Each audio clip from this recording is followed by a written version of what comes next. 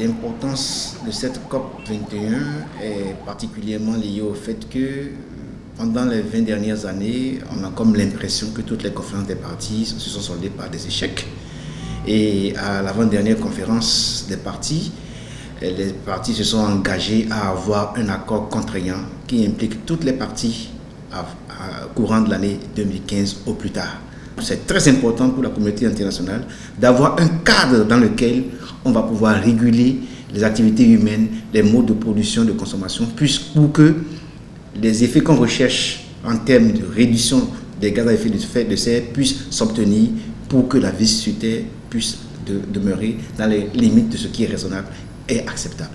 La communauté internationale veut avoir un accord qui limite les variations de la température au niveau global autour de 2 degrés Celsius.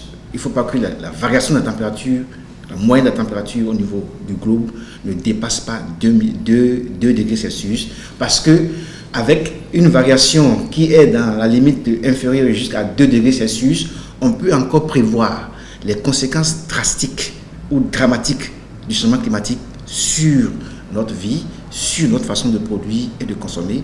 Mais au-delà de 2 degrés, c'est-à-dire quand on passe à 3 degrés, 4 degrés, 5 degrés, on n'arrive plus à modéliser concrètement les effets pervers et on n'arrive pas à prévoir. Par conséquent, par prudence, la communauté internationale s'est dit, restons alors dans les limites des 2 degrés maximum de variation. À la rencontre de Paris, on peut dire qu'il y a des espoirs pour ne pas être pessimiste, mais quand on veut être plus réaliste, on se dit qu'il y a quelques doutes.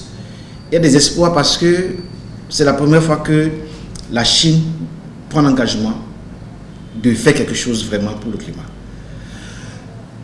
Les Américains se sont engagés, certes, mais avec un engagement mitigé. La société civile s'organise pour mettre la pression sur les partis, les États officiels, donc la société politique, pour qu'il y ait un accord.